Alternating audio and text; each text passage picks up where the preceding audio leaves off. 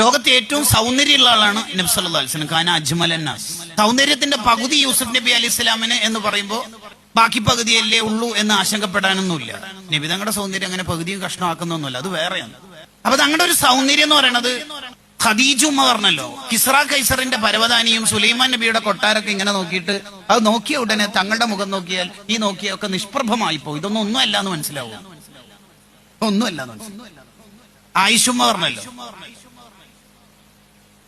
നബി സല്ലല്ലാഹു അലൈഹി വസല്ലം തങ്ങളുടെ സൗന്ദര്യം ആ യൂസുഫ് നബിയുടെ സൗന്ദര്യം കണ്ടിട്ട് കൈ മുറിച്ച് മരണപ്പെട്ടു പോയ പെണ്ണുങ്ങന്മാരെങ്ങാനും കണ്ടിരുന്നെങ്കിൽ ഓരോ ഹൃദയത്തിന് ഇങ്ങനെ കത്തിവെച്ച് ഓരറിയില്ലായിരുന്നു.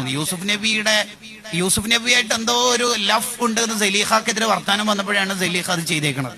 സലീഖ അത് നിങ്ങൾ കണ്ടാൽ പോലും പ്രശ്നം തന്നെയായിരിക്കും എന്ന് യൂസുഫ് നബി അലൈഹി സ്വലാമിനെ വെച്ചിട്ട് തെളിയിക്കുകയാണ്. യൂസുഫ് നബി ഇങ്ങനെ കടന്നു പോകും.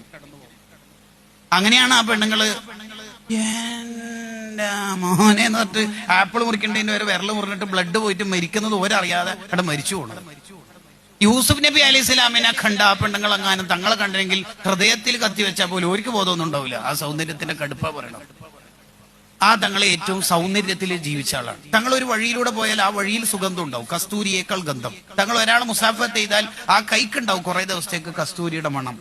തങ്ങൾ ഒരാളുടെ തല തടവിയാൽ, ഒരു കുട്ടിയുടെ തല തടവിയാൽ ബാക്കി കുട്ടികളിൽ നിന്ന് ആ കുട്ടി വേർതിരിയപ്പെടുന്ന ആ കുട്ടിയുടെ തലയിൽ നിന്ന് സുഗന്ധം വരുന്നതുകൊണ്ട് തന്നെ ഈ കുട്ടിയുടെ തല തങ്ങൾ തൊട്ടിട്ടുണ്ടെന്ന് മനസ്സിലാവും. ഇത്രയും സൗന്ദര്യമുള്ള തങ്ങൾ ജീവിതത്തിൽ ഈ ദുനിയാവിൽ ഏറ്റവും ഇഷ്ടപ്പെട്ട 3 കാര്യങ്ങളിലെ ഒന്ന് അത്തറാണ്, സുഗന്ധാണ്. എന്തിന്? വിയർപ്പും ശരീരവും സുഗന്ധമായ തങ്ങൾ എന്തിനാ ജീവിതത്തിൽ ഏറ്റവും ഇഷ്ടപ്പെട്ട 3-ൽ ഒന്നിനെ സുഗന്ധം തന്നെ ആക്കിയത്? തശ്രീഅൻ ലി ഉമ്മത്തിഹി, നമ്മളെ പഠിപ്പിക്കാൻ, നമ്മളെ ബോധ്യപ്പെടുത്താൻ. തങ്ങളുടെ ഹാൻഡ് ബാഗിൽ എപ്പോഴും ചീർപ്പും കണ്ണാടിയും ഉണ്ടാവും. എന്തിന്? അതിന് മാത്രമൊക്കെ ചുരുള മുടിയുണ്ടോ തങ്ങൾക്ക്? ഇല്ലല്ലോ. അഭംഗി എന്തെങ്കിലും ഉണ്ടോ? ഇല്ല.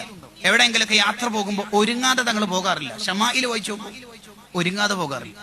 അഥവാ കണ്ണാടി നോക്കേണ്ട അവസരമല്ല തങ്ങളുടെ അവസരമെങ്കിൽ നളറ ഇലൽ കൂസ്, വെള്ളം നിറച്ച പാത്രത്തിലേക്ക് നോക്കിയിട്ട് ശരിയാക്കും. കേട്ടോ, വളരെ ഭംഗിയാണ് തങ്ങളുടെ ലൈഫിൽ. അപ്പൊ നമ്മുടെ തല മുതൽ കാല് വരെ സുന്നത്തു തജമുലിന്റെ ആൾക്കാരാണ്. മീശ ചുണ്ടിന്റെ ചുവപ്പ് കാണത്തക്ക വിധത്തിൽ നമ്മളെല്ലാവരും വെട്ടണം. ചില ആൾക്കാർ ജ്യൂസ് കുടിച്ചാൽ പകുതി മീശയിലുണ്ടാല് ബ്ലാക്ക് ആൻഡ് വൈറ്റ് മീശ ഡെക്കറേഷൻ വളരെ ഭംഗിയാണ് നമ്മൾ.